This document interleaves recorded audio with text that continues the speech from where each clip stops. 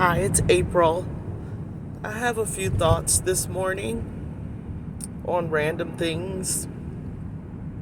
I was scrolling through YouTube social media and I heard a woman, a minister of God, talking about how dangerous and how horrible it is for ministers to attack each other, specifically in public where other people and unbelievers can hear and see what's going on. Specifically, she talked about pastors and people who have a platform using their platform to verbally and spiritually attack other ministers of God.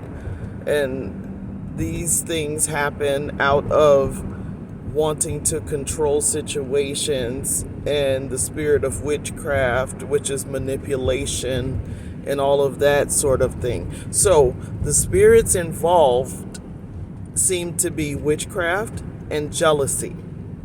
Those two things will cause someone to use their platform and podium to verbally and spiritually attack other children of God, specifically other ministers of God who are meant or who are affecting others' souls for the kingdom of God. The danger in that is that a house divided against itself can't stand. It will collapse onto itself. So if we're on the same team, it does not make sense for me to make a basket in the other person's basket. Like, it doesn't make sense. It looks crazy. Specifically to onlookers. To you, it might make sense because you are trying to manipulate that person into fulfilling your will. Okay? And this is why it's witchcraft, because other people don't have to do your will. You are not God. We are both on the same team with the same coach. The boss is God.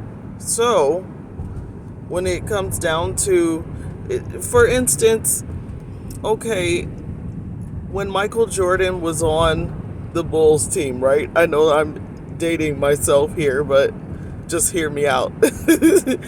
When Michael Jordan was on the team, he was not a coach, right? But he was a leader. Michael Jordan had a large say on what happened and how the team proceeded. People respected him because he was awesome and he brought results, right? However, when it came down to making those final calls, the owner and the coach made those final calls. Michael Jordan did not have control over the owner and the coach. He had influence because they listened to him, but he could not make the final call. And it's the same way for people in the kingdom of God. God is the owner, okay? He makes the final call. When they decided to bring other people on to the team, Michael Jordan could not say, well, I don't want them on the team. He had no say in that. The owner decided that, okay? In the same way, when God calls someone, you can't decide they're not called because you have influence over what happens in that arena. What'll happen is, if you, Michael Jordan, keep attempting to overthrow what the owner is saying, you will have to go. Understand? The owner will kick you out rather than allow you to usurp his authority. You cannot usurp the authority of the Most High God because you feel a certain way or you want a certain outcome. Using your words is a really great skill that a lot of pastors have. They're really good with words. They have what we call in our culture the gift of gab. They can talk anybody into anything. They could sell a $100,000 car for $100,000 somehow with their words.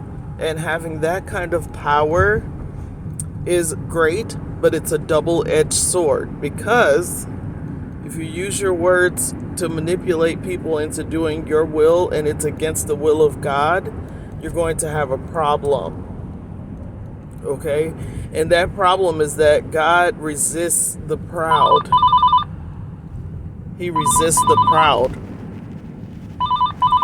And because he resists the proud, he will be fighting you. I don't know about you, but I don't want the Most High God of the universe coming against and fighting me. So it's necessary to get on our knees all the time and ask God what he wants. When we ask God what he wants before we open our mouths, then we know that we're saying what he approves of. When we ask God for his opinion before we make decisions, we know that we're doing what's within his will. When he says wait, then we can wait. When he says it's them, then that's the person we pick. If we do anything else, we'll eventually probably run into problems. That's all I wanted to say right now. I bless your day. I ask that you receive supernatural joy and peace today. That you experience wonderful things today. And I'll see you later. Okay, thanks. Bye.